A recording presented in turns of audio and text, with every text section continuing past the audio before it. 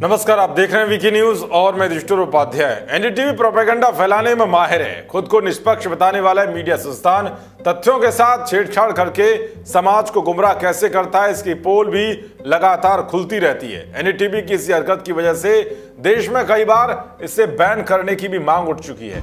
इसके बावजूद भी ये सुधरने के लिए तैयार नहीं है।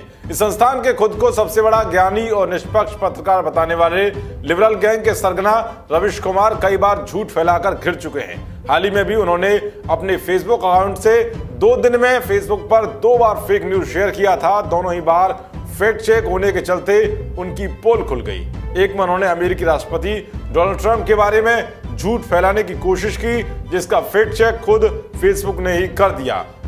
दूसरी पोस्ट में गुजरात में वेंटिलेटर्स को लेकर झूठ फैलाया तो पीआईबी ने फैक्ट चेक कर दिया। इससे पहले एनडीटीवी ने फेक न्यूज फैलाई थी कि भूख के कारण अरुणाचल के लोग कोबरा मारकर खा रहे हैं, जिसके बाद केंद्रीय मंत्री किरण रिजिजू ने एनडीटीवी के इस झूठे दावे की जमकर धज्जियां उड़ाई थी। मगर इस बार तो इस प्रोपेगेंडाबाज संस्थान ने भारतीय सेना को लेकर ही झूठ फैला दिया, जिसके बाद आर्मी ने करारा जवाब देते हुए एक बड़ी हिदायत दी है। जी हाँ, भारत और चीन के बीच लाइन ऑफ एक्चुअल कंट्रोल यानी कि एलएसी पर तनाव लगातार बढ़ता ही जा रहा है। इसी बीच एनडीटीवी ने इसे लेकर फेक न्यूज फैलाने में देर नहीं लगाई। हालांकि वो इससे पहले भी राष्ट्रीय सुरक्षा से जुड़े संवेदनशील मुद्दों को लेकर इस तरह की हरकतें कर चुका है। 23 मई को एनडीटीवी की ओर से सच्चाई का दावा करते हुए एक लेख प्रकाशित किया गया, जिसमें एक स्रोत के आधार पर कहा गया कि सेना और भारत तिब्बत सीमा पुलिस के एक भारतीय गश्ती दल को चीनी सैनिकों ने हिरासत में ले लिया और बाद में रिहा कर दिया। एनडीटीवी के सूत्र के अनुसार रिपोर्ट में कहा गया कि इस सप्ताह के शुरू में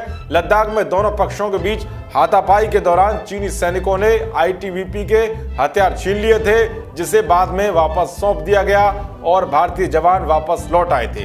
एनडीटीवी ने अपने सूत्रों के हवाले से बताया, पिछले बुधवार को स्थिति बहुत अस्थिर हो गई जब भारतीय जवानों और चीनियों के बीच हाथापाई हुई और हमारे कुछ जवानों को हिरासत में ले लिया गया। एनडीटीवी के रिपोर्ट के अनुसार दोनों पक्षों के कमांडरों की एक सीमा बैठक के बाद स्थिति को शांत कर दिया गया। इंडिया टुडे ने भी इसी खबर को चलाने के लिए उसी तरह स्रोतों का हवाला दिया। जब इस फेक न्यूज के बारे में भारतीय सेना को पता चला तो तुरंत भारतीय सेना ने एनडीटीवी की रिपोर्टों का स्पष्ट रूप से खंडन किया।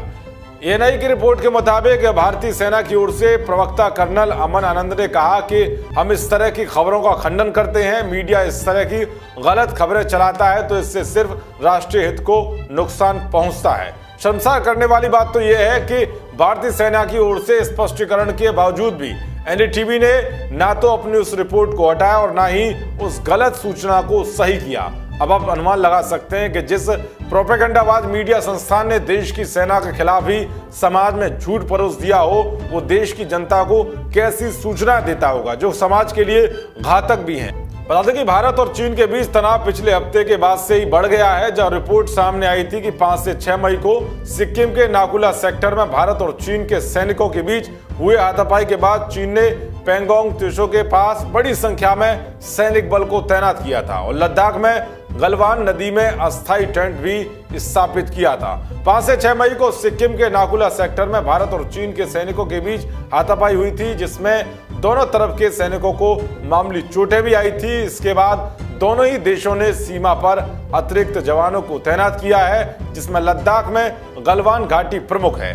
इस तनाव को कम करने के लिए इस हफ्ते में 5 दौर की वार्ता हुई, लेकिन कोई हल नहीं निकल सका। अब सवाल यह है कि जिस मीडिया पर समाज इसलिए भरोसा करता है कि वो उसे हर जानकारी मुहैया कराता है और समय समय पर यह भी बताता है कि झूठ क्या है, सच क्या है, मगर एनडीटीवी जैसे प्रोपेगेंडाबाज मीडिया संस्थान झूठी खबरों को परोसकर समाज में भ्रम फैलाने में लगे हुए हैं। देश और दुनिया की तमाम खबरों को पाने के लिए देखते रहिए वीकी न्यूज। जय हिंद, जय भारत।